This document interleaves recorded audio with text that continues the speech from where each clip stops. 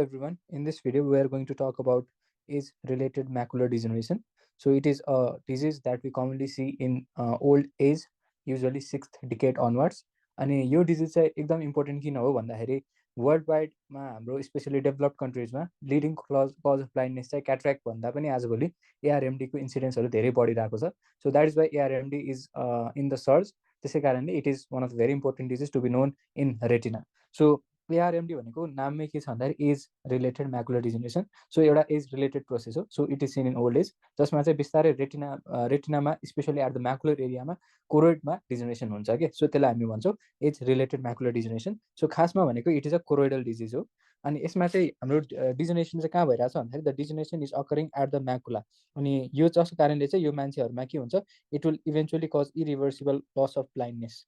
irreversible loss of vision हुन्छ, and that will eventually contribute to blindness, and that is permanent. त्यो हुन सक्छ. The disease is seen in 6th decade onwards. अनि अरू कुरा चाहिँ के हुन्छ भने यसमा चाहिँ what are the risk factor. Risk factor चाहिँ के हुन्छ भने हामीले एउटा ओल्ड मान्छे है, सो हामीले के भन्छ एउटा फरेनरहरूको एउटा ओल्ड मान्छेलाई इमेजिन गरौँ क्या. सो ओल्ड मान्छे फरेनर कस्तो हुन्छ त, त्यो एकदमै ओल्ड एज हुन्छ. अरू कुरा त्यसको आँखा कस्तो हुन्छ, ब्लू हुन्छ. एकछिन, लेट मी चेन्ज दिस होइन. सो मैले के भने रिस्क फ्याक्टर अफ एआरएमडी पढ्दाखेरि हामीले एआरएमडीको रिस्क फ्याक्टर के होला भनेर याद राख्ने टेक्निक म सिकाइदिरहेको छु. त्यसमा चाहिँ के हुन्छ भने we can imagine an old foreigner. So त्यो ओल्ड फरेनरको के हुन्छ, they are usually of old age. अर्को कुरा चाहिँ के हुन्छ, they are usually old age मान्छेहरू हाइपरटेन्सन र डायबिटिजले सफर गरिरहेको हुन्छ. युजली फरेनरहरू व्हाइट रेसको हुन्छ. एन्ड अर्को कुरा चाहिँ के हुन्छ, तिनीहरूमा ब्लू आँखा हुन्छ. अर्को कुरा दे आर कौकेसियन होइन. अर्को कुरा चाहिँ के हुन्छ भन्दाखेरि तिनीहरूमा युभी लाइटको एक्सपोजर भएको हुन्छ. एन्ड अर्को कुरा के हुन्छ, they usually consume or they usually smoke cigarette. So यसरी these are all the risk factor के. सो रिस्क फ्याक्टरहरूमा चाहिँ के याद राख्दा हुन्छ भन्दाखेरि एउटा के छ भने old age. So old age भयो, अनि व्हाइट पर्सन अथवा कौकेसियन भइहाल्यो, जसको आँखा ब्लू छ, जसले सिगरेट स्मोकिङ गर्छ, जसमा हाइपरटेन्सन र डायबिटिज जस्तो रिस्क फ्याक्टरहरू छ. त्यो बाहेक एडिसनल रिस्क फ्याक्टरहरूमा चाहिँ त्यो पेसेन्ट जसमा चाहिँ हाई मायोपिया छ, they are also at increased risk of ARMD. And अर्को कुरा चाहिँ यसमा के हुन्छ भन्दाखेरि usually there is a mutation that is seen in ABCA4 gene. यो ABCA4 gene भन्ने हामीले रेटिनामा एउटा अझै ठाउँमा पर्छ, that is called as Stargardt disease. So ABCA4 gene चाहिँ हाम्रो कुन डिजिजहरूमा पर्छ भन्दाखेरि there are two diseases जसमा चाहिँ हामीले ABCA4 gene पर्छौँ, त्यसको म्युटेसन पर्छौँ, जसमा चाहिँ एउटा हाम्रो ARMD हो, अर्को चाहिँ Stargardt disease हो. त्यो बाहेक हाम्रो चाहिँ इन्क्रिज्ड UV लाइटको एक्सपोजर है. सो यो all this factor contribute to age related macular degeneration के. सो एआरएमडी भनेको एज रिलेटेड प्रोसेस हो, जसमा अल्टिमेटली डिजेनेरेसन भइरहेछ म्याकुलर एरियामा. त्यो पनि कहाँ हुन्छ भन्दाखेरि कोरोइडमा. सो कोरोइडल विथ रेटिनाको डिजेनेरेसन हुन्छ, specially at the macular area, and usually it is an age related process. अब एज रिलेटेड भन्दाखेरि सबै एजमा देखिनुपर्ने हो, तर सबै एजमा किन देखिन्छ, कोही कोहीमा अलिकति चाँडै देखिन्छ, कोही कोहीमा पछि गएर डिलेड टाइममा देखिन्छ. किन हो भन्दाखेरि तिनीहरूमा रिस्क फ्याक्टर हुनुपर्छ. त्यो रिस्क फ्याक्टरमा old age, white race, blue eyes, cigarette smoking, hypertension, diabetes, high myopia, ABCA4 gene mutation, or increased UV light to exposure. These are all the risk factor of age-related macular degeneration. अब यो सबै risk factor भयो भने चाहिँ ultimately त्यसले के गराउँछ भन्दाखेरि यो सबै risk factor will contribute to faster ageing of the retinal structure है. सो रेटिना र त्यसको हाम्रो माइक्रोस्कोपिक स्ट्रक्चर, रेटिना कोरेटको माइक्रोस्कोपिक स्ट्रक्चरको बुढो हुँदै जाँदाखेरि त्यसको त्यो स्ट्रक्चरहरू पनि बुढो हुँदै जान्छ. And that will result into ageing of the retinal pigment epithelium. There can be ageing of the Bruch's membrane होइन. So there can be ageing of the Bruch's membrane हुनसक्छ. There can be ageing of the choriocapillaries. सो बुढो हुँदै जाँदाखेरि के कुराको ageing भइरहेछ त भन्दाखेरि हामीले सिक्वेन्समा त्यसलाई याद राख्न सक्छौँ. सो त्यसमा चाहिँ हाम्रो तीनवटा स्ट्रक्चर पर्छ, जसमा चाहिँ there is ageing of the retinal pigment epithelium. Pigment epithelium is resting on the Bruch's membrane. So त्यसको पनि एजिङ हुन्छ. अनि एडिसनल टु द्याट त्यसमा there is also ageing of the के हुन्छ भन्दाखेरि कोरियो क्यापिलरिजहरूको पनि एजिङ हुनसक्छ. अनि यो सबै फ्याक्टरको एजिङ भयो भने अल्टिमेटली त्यो रेटिनामा हाम्रो नर्मल स्ट्रक्चरहरू मेन्टेन हुन पाउँदैन. So this is our retinal pigment epithelium. It is resting on the Bruch's membrane. अनि त्यसको अन्डरलाइन के छ, कोरोइड. यो सबै स्ट्रक्चरको के भइरहेछ त, एजिङ भइरहेछ. अनि अल दिस स्ट्रक्चरको एजिङ भयो भने ultimately it will result into ARMD. ARMD चाहिँ 90% केसेसमा चाहिँ हाम्रो ड्राई फेज हुन्छ, 10%मा it will progress to wet ARMD. अब यो एजिङ भयो भने के हुन्छ त, यो एजिङ भयो भने चाहिँ हाम्रो के हुन्छ भन्दाखेरि त्यहाँतिर भएको जुन सेल्सहरू हुन्छ रेटिनल पिगमेन्ट इपिथेलियम र त्यहाँ भएको हाम्रो के भन्छ ब्रुक्स मेम्ब्रेन र कोरोइडल इपिथेलियमहरू, यो सबै कुरा डिजेनेरेसन हुँदै जाँदाखेरि तिनीहरूको लाइपोप्रोटिनेसियस डिपोजिटहरू क्रिएट हुन्छ क्या. किनभने एज दे आर एजिङ तिनीहरू डेथ हुन्छ अनि डेथ भएपछि त्यसको लाइपोप्रोटिनेसिस डिपोजिटहरू हामीले देख्छौँ जुन चाहिँ हामीले पछि गएर फन्डोस्कोपीमा पनि फाइन्ड गर्न सक्छौँ है ठिक छ सो त्यो फेजलाई चाहिँ हामी ड्राई एआरएमडी भन्छौँ तर कतिपय केसेसहरूमा यो एजिङ प्रोसेस अझै चाँडै प्रोग्रेस हुन्छ र अझै फरवर्ड जाँदाखेरि 10% केसेसहरूमा चाहिँ हामीले के भेट्छौँ भन्दाखेरि नयाँ vessels new vessels will start to grow behind the macula so macular रिजनमा चाहिँ नयाँ नयाँ भेसल्सहरूको ग्रोथ हुन थाल्छ अनि यो अनि that will eventually it is occurring because of the breakdown of the Bruch's membrane अनि नयाँ नयाँ ब्लड भेसल्सहरू के हुन्छ दे आर फ्रेजाइल अनि फ्रेजाइल ब्लड भेसलले अल्टिमेटली लिक गर्छ अनि जस कारणले चाहिँ ultimately also this new vessel will result into fibrovascular proliferation that will also contribute to scarring है अनि सो फ्लुइड पनि छ स्कारिङ पनि भइरहेछ एन्ड जस कारणले चाहिँ there is potential and severe damage to the macular area and जस कारणले चाहिँ हामीले यसलाई के भन्छौँ वेट एआरएमडी भनेर भन्छौँ है सो एज अफ सेड बुढो हुँदै जाँदाखेरि हाम्रो यो कोरोइड भयो कोरोइडको डिजेनेरेसन हुन्छ ब्रुक्स मेम्ब्रेनको डिजेनेरेसन हुन्छ अनि अर्को कुरा चाहिँ रेटिनल पिगमेन्ट इपिथेलियमको डिजेनेरेसन हुन्छ अनि यो डिजेनेरेट भएपछि यसको जुन डेब्रिजहरू हुन्छ त्यसले चाहिँ लाइपोप्रोटिनेसिस डिपोजिटहरू क्रिएट गर्छ specially at the macular area अनि बुढो हुँदै जाँदा एज दे डिजेनेरेट यहाँबाट नयाँ नयाँ भेसल्सहरू they will start to grow specially at the macular area अनि यो नयाँ नयाँ भेसल्सहरू के हुन्छ तिनीहरू फ्रेजाइल हुन्छ जस कारणले ब्लिडिङ हुनसक्छ there can be leaking from those sides है अर्को कुरा चाहिँ के हुन्छ भने नयाँ नयाँ भेसल्सहरूमा देयर इज फाइब्रोभास्कुलर प्रोलिफरेसन अनि because of the fibrovascular proliferation यसले चाहिँ के गराउँछ स्कारिङ गराउन सक्छ म्याकुलर एरियामा and all these factors will contribute to the severe progression of ARMD and eventually this is called as wet ARMD. So if we have 100% cases of ARMD, त्यसमा चाहिँ 90% cases are dry ARMD and 10% cases are wet हुन्छ and all those cases जुन चाहिँ dry छ नि ultimately they will eventually convert into wet form of ARMD if the risk factor are not being controlled है ठीक छ so as I've said, there are two forms of ARMD. One is a dry form. It can be converted into a wet form. So dry form, as I've said, 90% cases are dry form of ARMD. Just as I've said, as the cells are degenerating, ultimately this could debris or lipoprotein they will start to deposit in the macular area. जसलाई चाहिँ हामी के भन्छौँ optic drusen भनेर भन्छौँ. So drusen भनेको के हो? These are the lipoprotein deposit which is seen beneath the retinal pigment epithelium. As I've said, the degeneration is occurring at the pigment epithelium and structures beneath it. त्यसै कारणले यो lipoprotein पनि कहाँ deposit हुन्छ त they are depositing beneath the retinal pigment epithelium अनि यो lipoproteinaceous deposit are extracellular deposit हुन्छ जुन चाहिँ रेटिनल पिगमेन्ट एपिथेलियम र अन्डरलाइन कोरोइडको बिचमा हुन्छ अनि यो जुन लाइपोप्रोटिनेस डिपोजिट छ नि जसलाई हामी ड्रुसेन्स भनिरहेको छौँ यसको साइज चाहिँ स्मल पनि हुनसक्छ मिडियम पनि हुनसक्छ लार्ज पनि हुनसक्छ यसको पार्टिकुलर साइज छ let us not go over the size किनभने एभ्री जस्तै सर्टेन माइक्रोमिटरदेखि लिएर कतिलाई हामी स्मल भन्छौँ त्योभन्दा कतिलाई हामी मिडियम भन्छौँ त्योभन्दा कतिलाई हामीले लार्ज भन्छौँ क्या तर यति बुझ्नु कि larger the size of the drusen more is the progression of disease so जति ठुलो हामीले इनकेस ड्रुसेनको साइज देख्यौँ भने त्यति सिभिरिटी हुन्छ त्यसको प्रोग्रेसन हुनमा इन्टु द वेट एआरएमडी है सो अल्टिमेटली चाहिँ के हुन्छ यो ड्रुसेन्सहरू ultimate they will start to accumulate and it will eventually lead to RPE atrophy so जस कारणले चाहिँ के हुन्छ पिगमेन्ट इपिथेलियमको एट्रोफी हुँदै जान्छ सो सुरुमा ड्रुसेन्स फर्म भएको थियो जुन चाहिँ एउटा लाइपोप्रोटिनेस डिपोजिट थियो पछि गएर त्यसले अल्टिमेटली के को एट्रोफी गर्छ ओभरलाइन आरपिईको एट्रोफी गर्छ and that will result into geographical atrophy so यो हुन्छ So ultimately, सुरुमा ड्रुसेन्स भएपछि लास्टमा there will be geographical atrophy. So there are two findings that we see in dry form of ARMD. One is optic drusense, जुन चाहिँ हामीले macular एरियामा देख्छौँ अर्को कुरा भनेको geographical atrophy. Let us consider a case of wet ARMD जसमा चाहिँ हामीले के देख्छौँ त wet ARMD मैले के भने there will be scarring of the macular area plus त्यहाँ के हुन्छ लिकेजहरू हुन थाल्छ because of the fibrovascular proliferation.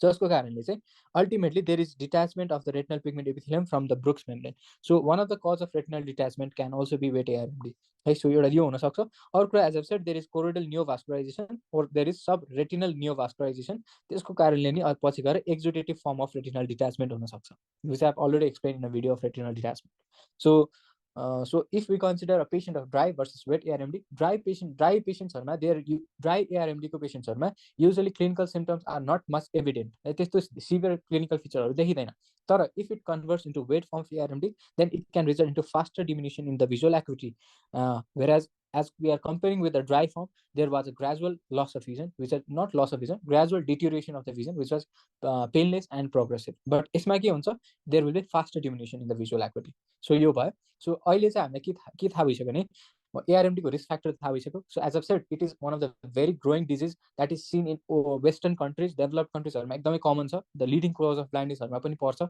Whereas developing countries हरुमा पनि यसको सर्च बढिरहेको छ. यसमा रिस्क फ्याक्टरहरु जान्न एकदमै इम्पोर्टेन्ट छ. स्मोकिङ, हाइपरटेन्सन, UV लाइटको एक्सपोजर भइरहेको हैन, अनि सबसे इम्पोर्टेन्ट रिस्क फ्याक्टर भनेको चाहिँ एज भइहाल्यो. अल दिस रिस्क फ्याक्टर कारणले प्याथोजेनेसिस हामीले पढ्यौ. त्यसको कारणले चाहिँ ड्राई पनि ARMD हुन सक्छ र पछि गएर त्यो वेट ARMD हुन सक्छ, जसमा चाहिँ हामीले अप्टिक जब हामीले फन्डोस्कोपी गर्दाखेरि के फाइन्डिङ देख्छौँ त भन्दाखेरि ड्राईमा हामीले के देख्छौँ भने ट्रुसेन्स देख्छौँ र पछि गएर there will be geographical atrophy. पछि गएर हामीले वेट ARMD डेभलप भइसकेपछि चाहिँ त्यसमा हामीले RPE को डिट्याचमेन्ट देख्न सक्छौँ. अर्को कुरा चाहिँ कोरोइडल नियोभास्कुलाइजेसन हुन देखिन सक्छ र there can also be exudative form of retinal detachment, जसको आफ्नै फन्डोस्कोपिक फाइन्डिङहरू हुन्छ. So these are all the findings. Hey, as I have also discussed regarding the clinical feature, a dry form of ARMD, they rarely come to ophthalmo OPD, किनभने they are usually thinking that the degeneration of the तिनीहरुको vision जुन कम भइरहेछ, it is because of old age phenomena कारणले भएको भनेर they usually ignore it. तर जब त्यसै कारण 90% केसहरु dry हुन्छ, but they are also undiagnosed. But if तिनीहरुको vision deteriorate हुँदै जान्छ, which eventually occurs in the wet form of ARMD, they will present to your OPD and तिनीहरुमा चाहिँ हामीले immediate treatment दिनुपर्छ. Also, dry form of ARMD, we usually think of controlling the risk factor and giving some treatment जुन चाहिँ एकदमै abrupt चाहिँ हुँदैन है. ठीक छ. So let us come to investigation. अब के इन्भेस्टिगेसन गर्न मिल्छ त? सो हामीले इन्भेस्टिगेसनमा दुईटा इन्भेस्टिगेसन प्राइमरीली गर्छौँ, जसमा एउटा हो अप्टिकल कोहेरेन्स टोमोग्राफी. यो अप्टिकल कोहेरेन्स टोमोग्राफीमा चाहिँ हामीले के देख्छौँ भन्दाखेरि we can see retinal tubulation which can be seen in both dry and wet ARMD. अब यो रेटिनल ट्युबुलेसन भनेको चाहिँ खासमा के हो भन्दाखेरि it is the degenerating photoreceptor है. त्यही डिजेनेरेटिङ फोटो रिसेप्टरहरूले ट्युबुल लाइक मर्फोलोजी क्रिएट गर्छ, specially at the macular area, जसलाई चाहिँ हामी रेटिनल ट्युबुलेसन भन्छौँ, जुन हामीले ओसिटी गर्दाखेरि देख्छौँ. अर्को हामीले फन्डस फ्लोरेसेन्ट एन्जियोग्राफी गर्न सक्छौँ.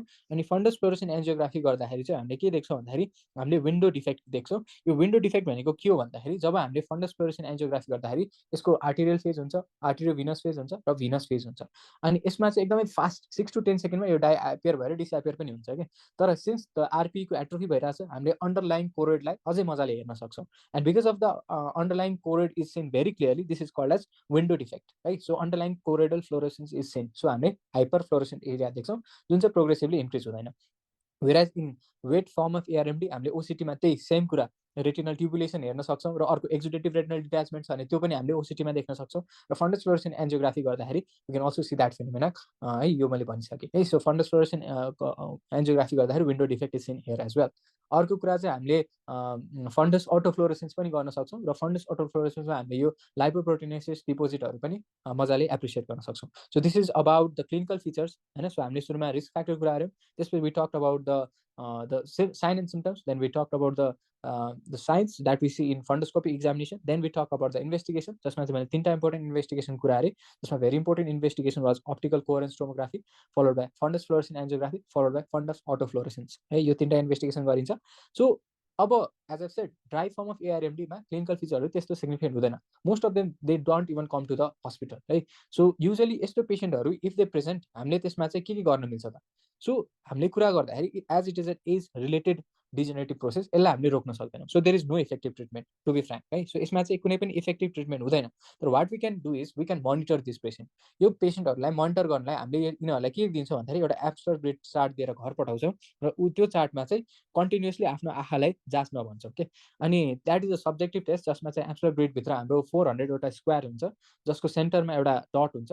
अनि उनीहरूले त्यो डटलाई हेरेर पेरिफेरीमा भएको स्क्वायर्सहरूमा कुनै पनि डिस्टोर्सन छ कि, साइजमा केही अल्टरेसन छ कि, त्योहरू उनीहरूले हेर्छ. If the person will develop metamorphopsia, micropsia, macropsia develop भयो भने अल्टिमेटली उनीहरूलाई we will advise them to follow up back to the hospital. So हामीले के गर्ने भन्दाखेरि यति सब गर्न सक्छौँ. अर्को कुरा चाहिँ we can also provide them with low vision aids. अब एउटा पेसेन्ट आयो, हिज 65 years old and he's a smoker, UV light exposure भएको छ, and he is also hypertensive, right? And he has high myopia. सब रिस्क फ्याक्टर लिएर आएको छ. And his complaining of gradual and progressive diminution of vision. अनि हामीले आँखामा हेर्दाखेरि चाहिँ फन्डोस्कोपी गर्दाखेरि हामीले अप्टिक ड्रुसेन्स पनि देखाएको छौँ र जियोग्राफिकल एट्रोफी पनि भयो. फन्डस फ्लोरेसेन्ट एन्जियोग्राफी गर्दाखेरि विन्डो डिफेक्ट देखियो. प्रोबेबली हामीले सस्पेक्ट गर्यो कि यो. अनि अरू कुनै कजहरू थिएन. देयर वाज नो क्याटरेक्ट है. There was other painless progressive loss of भिजनको कारणहरू थिएन. There was no retinal detachment as well. अब यस्तो पेसेन्टहरू आउने बित्तिकै हामीले के गर्छौँ भने हामीले पहिला काउन्सिलिङ गर्नुपर्छ. यो एउटा एज रिलेटेड प्रोसेस हो, there is no effective treatment. तर हामीले हजुरलाई चाहिँ हजुर हस्पिटल आउनु भए बापत हामीले हजुरलाई मोनिटर गर्नुपर्छ। सो मोनिटर गर्नलाई चाहिँ हामीले एब्स्ट्राक्ट चार्ट दिएर पठाउँछौँ। अर्को कुरा चाहिँ इफ भिजन उसको साँच्चीकै इम्पेयर भएको छ भनेपछि एन्ड हि रिक्वायर्स भिजन एकदमै सिग्निफिकेन्ट नै इम्प्रुभमेन्ट चाहिएको छ भने अहिलेलाई हामीले लो भिजन एड्स पनि प्रोभाइड गर्छौँ। तर पेसेन्ट विल नट बी, अब उसले यत्रो ओपिडी टिकट काटेर आएको छ अनि तपाईँको एडभाइस मात्र सुन्न त he will not be so happy होइन। त्यसको लागि चाहिँ हामीले के गर्नुपर्छ, सर्टेन ड्रग्सहरू पनि दे आर अभाइलेबल क्या। So we can give prophylactic drug एजेन्ट्सहरू। This prophylactic agent can be given for both wet as well as dry ARMD. According to recent study which is done by AREDS2 study, the age-related eye disease study भनेर भनिन्छ यसलाई। यसले चाहिँ हाम्रो के भन्छ भने we can provide these patient with antioxidant drugs। अब जसमा चाहिँ हाम्रो ल्युटिन पर्छ, जियान्थिन पर्छ, भिटामिन ई, भिटामिन सी र जिङ्क पनि पर्छ। याद राख्नु, I have not talked about vitamin A right here है, भिटामिन ए को चाहिँ कुरा गरेको छैन, बट हामीले यो सबै एन्टिअक्सिडेन्टहरू दिन सक्छौँ। यो एन्टिअक्सिडेन्टले एउटा प्लासिबो इफेक्ट पनि क्रिएट गर्छ। अर्को कुरा, this will also reduce the progression of ARMD from dry to wet variety. So त्यसै कारण it is also important. अर्को will also advise them to stop smoking. So यति चाहिँ we will do for a patient of dry ARMD. Whereas in wet ARMD it is very important to know. अब हेर, so wet ARMD लाई हामीले चाहिँ ट्रिटमेन्टको लागि we divide it into 3 categories. एउटा हुन्छ एक्स्ट्राफोबियल, अर्को हुन्छ जक्स्टाफोबियल, अर्को हुन्छ सबफोबियल। सबफोबियल भनेको just beneath the fovea, it is called as subfoveal. Juxtafoveal भनेको फोबियल ए भास्कुलर जोनको 200 माइक्रोमिटरको पेरिफेरीभित्र, त्यसलाई चाहिँ हामी जक्स्टाफोबियल भन्छौँ। अब के हो भन्दाखेरि जक्स्टाफोबियल र सबफोबियल एरियाहरू चाहिँ हाम्रो सेन्ट्रल रेटिनाको एकदमै नजिकै भयो क्या। सो यता हामीले के गर्नु, we cannot provide them with laser therapy यतातिर। अब यता हामीले सेन्ट्रल रेटिनामै लेजर थेरापी गऱ्यो भने the person will eventually turn up into blind. त्यसै कारणले we usually do not prefer giving them laser therapy. Whereas in extrafoveal region, अब extrafoveal reason भने कसलाई भन्ने भन्दाखेरि चाहिँ फोबियल ए भास्कुलर जोन भन्दा 200 माइक्रोमिटर को सर्कल भन्दा त्यो चाहिँ पर छ भनेपछि त्यसलाई हामी एक्स्ट्राफोबियल भन्छौँ। सो तिनीहरूमा चाहिँ so it is consider as more than 200 micrometre away from the foveal avascular zone. यस्तो मान्छेहरूमा they can be given laser photocoagulative therapy and also they can be given provided with anti VEGF थेरापीहरू पनि provide गर्न मिल्छ। But what about those patient who are suffering from juxtafoveal और subfoveal weight एआरएमडी, तिनीहरूमा चाहिँ हामीले के गर्नु मिल्छ भन्दाखेरि हामीले यिनीहरूमा पनि एन्टिभेजिएफ थेरापीहरू ट्राई गर्नु मिल्छ। अर्को कुरा चाहिँ हामीले यिनीहरूमा एउटा स्पेसिफिक थेरापी गर्छौँ जसलाई हामी फोटोडाइनामिक थेरापी भनेर भन्छौँ। अब यो फोटोडाइनामिक थेरापी मैले सेन्ट्रल सिरस रेटिनोप्याथीमा पनि कुरा गरेको थिएँ, where I had said that 50% of dose as compare to ARMD is given भनेर भनेको थिएँ त्यता। But what is photodynamic therapy, त्यसको बारेमा यहाँ जानु। सो फोटोडाइनामिक थेरापी भनेको यस्तो थेरापी हो जसमा चाहिँ यसले चाहिँ एउटा स्पेसिफिक साइटमा गएर स्पेसिफिक सेलहरूलाई टार्गेट गर्छ। अब यो कसरी हुन्छ त भन्दाखेरि यसमा हामीले एउटा डाई युज गर्छौँ के। यो डाईको नाम हो भर्टिप्रोफ्रिन डाई। अनि यो भर्टिप्रोफ्रिन डाई चाहिँ हामीले यो मान्छेलाई दिन्छौँ। अनि त्यो दिइसकेपछि हामीले यिनीहरूलाई 618 नानोमिटर अफ वेभलेन्थ को लाइटलाई चाहिँ हामीले यसलाई एक्सपोज गराउँछौँ। अनि के हुन्छ भन्दाखेरि यो भर्टिप्रोफ्रिन डाई चाहिँ के हुन्छ, इन्फेक्टेड त भन्नु मिलेन, एफेक्टेड सेलहरूले चाहिँ के गर्छ, यो भर्टिप्रोफ्रिन डाईलाई इन्टेक गर्छ, अपटेक गर्छ अनि it will act as a photosensitizer. अनि अब यो सेल्स एफेक्टेड सेल्सहरूभित्र के छ, भर्टिप्रोफ्रिन डाई अब अलरेडी छ के। वेराज अरू नर्मल सेल्सहरूले यो डाईलाई युज लिँदैनन्, they do not take up this dye. अब यो मान्छेहरूमा जसले हामी डाई लिइसकेको छ त्यसमा चाहिँ हामीले 618 नानोमिटर अफ लाइट वेभलेन्थ भएको लाइटलाई चाहिँ हामीले एक्सपोज गराउँछौँ। अनि एक्सपोज गराउँदाखेरि त्यसले चाहिँ के गर्छ भने त्यो लेजरले चाहिँ अब त्यो डाईबाट फ्री रेडिकल जेनेरेट गराउँछ and that will start to photocoagulate है। अनि जसको जुन चाहिँ हाम्रो के हुन्छ, ultimately it will start in the blood vessels अनि eventually that will result into damage to the membranes है। अनि त्यसैले के हुन्छ भने अल्टिमेटली लोकलाइज एरियामा जुन टार्गेटेड सेलहरूलाई मात्रै त्यसले अल्टिमेटली त्यसको डेथ गराउँछ, remaining cells are being preserve. So it is superior as compare to the laser photocoagulation जुन चाहिँ एउटा भेग टर्मिनोलोजी हुन्छ जसले चाहिँ भेगली सेन्ट्रल रेटिनालाई टार्गेट गरेको हुन्छ अनि त्यसलाई कम्प्लिटली ब्लाइन्ड बनाउन सक्थ्यो। त्यसैले we do not follow giving laser photocoagulation. Central रेटिनामा इनकेस कुनै डिजिज एकदमै छ भने स्पेशली इन द जक्स्टाफोबियल और subfoveal region then we usually go for photodynamic therapy. I hope you are able to understand the photodynamic therapy, the concept behind it, जसमा चाहिँ verteporfin dye use गरिन्छ with 680 nanometre wavelength of लाइटको एउटा diode लेजरबाट हामीले light पठाउँछौँ। So this is done in weight variety of ARMD and this is all about the treatment modality that we follow in age related macular degeneration. So just a point of summary, I would like to summarize age related macular degeneration for you. So as I've said, age related macular degeneration is a degenerative process and it is an age related degeneration which usually occurs in the central part of the retina, especially at the macular area. The degeneration occurs at the level of the choroid, also at the Brooks membrane, and also at the retinal pigment epithelium. The disease usually occurs and proceeds 6 decades and onwards. The risk factors are the age being the most common risk factor and the most important risk factor. The more the age, more is the risk factor. The next risk factor is hypertension and diabetes, cigarette smoking, high myopia, white race or Caucasian, exposure to UV light, blue eyes, and ABCA4 gene mutation. So these are the risk factor. The signs in ARMD are the person, as it's a macular disease, the person usually complains of signs and symptoms like metamorphopsia. There is central blurring of vision. There is colored vision defect, and also there is color sensitivity defect. So as the person is complaining of metamorphopsia, we can provide the patient with Amsler grid chart. So the patient can monitor themselves by this chart. As there is central blurring of the vision, we can also test this by Snellen chart. We can also use DRS chart as well for this. For color vision, we can use ECRS chart, and for contrast sensitivity, we can use Pelly-Robson chart. So by this all techniques and tests, we can identify whether the person is having any visual defect or not. We can identify what kind of visual defect the person is having. Like by using Pelly-Robson chart, we can check for the contrast sensitivity. By using ECRS chart, we can find the colors vision defect or like this. We can also do several investigations that I will talk later on. The etiopathogenesis occurs like this. As there is aging, there will be aging of the retinal pigment epithelium. There will also be aging of the Brooks membrane and aging of the choriocapillaries, which will contribute to dry variety of ARMD, which will manifest with optic drusen and geographical atrophy. Later on, in 10% cases, there will be neovascularization. There will be breakdown of the Brooks membrane, and via the broken Brooks membrane, the vessel from the choroid will grow into the macular area, into the retina, and that will contribute to fibrovascular proliferation and scarring at the macular area. And along with that, there is exudation of fluids, and that is contributing to wet variety of ARMD. As I've said, in dry variety of ARMD, upon doing fundoscopy examination, we'll find two important findings. One of them is optic drusen. The next one is RPE atrophy, resulting into geographical atrophy. Whereas in wet variety of ARMD, what we see is we can see there is RPE detachment, that is detachment of the retinal pigment epithelium from the Brooks membrane. We can also see choroidal neovascularization causing exudative retinal detachment. As I've said, the clinical feature already, all those clinical features like metamorphopsia, blurring of vision, contrast sensitivity defect, and color sensitivity defect, all will happen in both dry as well as wet variety of ARMD. But in wet ARMD, it is a very progressive variety, and there is faster diminution of vision, whereas in dry variety, it was gradual progressive. So talking about the investigation, there are three particular investigations that we perform. So don't confuse between the test and the investigation. I said we can do Pelly-Robson chart, we can give the visual charting can be done by using Snellen chart, and they are all the tests. But regarding the investigation, there are three primary investigations that we perform in these patients. One of them is OCT scan, where we find retinal tubulation, which actually means degenerating photoreceptors. We can also perform fundus fluorescent angiography, where we can see the window defect. The underlying choroidal vasculature is seen very nicely as the retinal pigment epithelium is going on atrophy because of that phenomena. The next one is fundus autofluorescence, where we can see the lipoproteinaceous deposit. Regarding the treatment, in the dry variety of ARMD, we usually do not go for any treatment. We usually keep the patient on follow-up. We provide the patient with a chart called as Amsler grid chart for monitoring and follow-up. And we can also provide them with low vision aid. For prophylaxis, we can give them antioxidant like lutein, zeaxanthin, vitamin E, vitamin C, zinc. We also advise them to control on their risk factor, and we also advise them on stopping the smoking. Regarding the wet variety of ARMD, they require immediate treatment, and the treatment depends where the ARMD is located. If it is extrafoveal, then we usually go for laser photocoagulation.